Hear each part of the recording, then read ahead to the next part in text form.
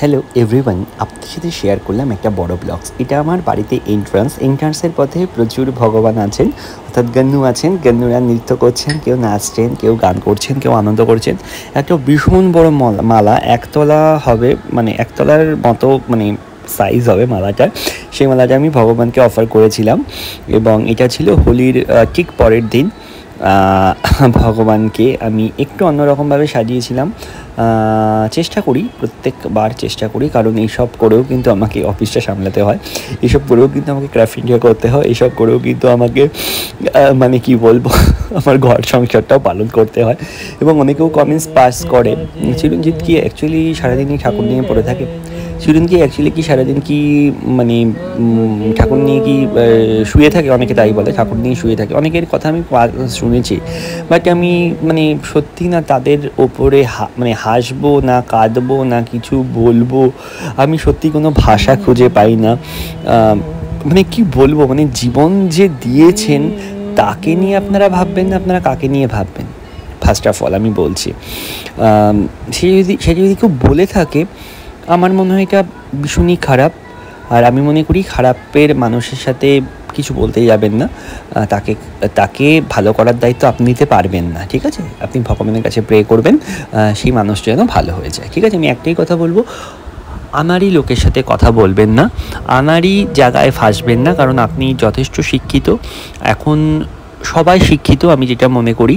মানে আমার বাড়িতে বা আপনার বাড়িতে যিনি মানে মাসি আছেন, মানে ভীষণ রেসপেক্টফুলি আমি বলছি, মানে অন্যভাবে নেবেন না। তাদেরও কিন্তু মানে আমি মানে তারা 100% মানে তারা লেবার দেন। মানে আমি তো মনে করি আমি সারাদিন শুয়ে থাকি, কিন্তু তারা যা মানে করেন জাস্ট আনকাউন্টেবল। আমি না ভাবতে পারবো না, মানে এত কষ্টের জীবন চালিয়ে তারা এত সুন্দর তাদের ছেলে মেয়েকে মানুষ করছেন। মানে আমাদের বাড়িতে একজন করতেন, ওনার মানে অনেক বছর করেছেন। তার তার তার মেয়েটি কিন্তু প্রায় মাস্টার ডিগ্রি পাস, আমি বলতে চাচ্ছি। তাহলে আপনি ভাবুন যে মানে মোটামুটি যারা ভগবান মোটামুটি যাদের একটু হলেও দিয়েছেন, সে ভগবানই তো সব করেন, তাদের ঘরের লোকরা কত শিক্ষিত। তাহলে আপনি ভাবুন, মানে যারা শিক্ষিত লোককে আপনি কি বলবেন? এখন সবাই শিক্ষিত, সুতরাং আপনারাই বুঝে নিন যে কার সাথে মুখ লড়াবেন আর কার সাথে মুখ লড়াবেন না। যাই হোক, মানে এটা এক্সাম্পল দিলাম, আপনারা অন্যভাবে নেবেন না।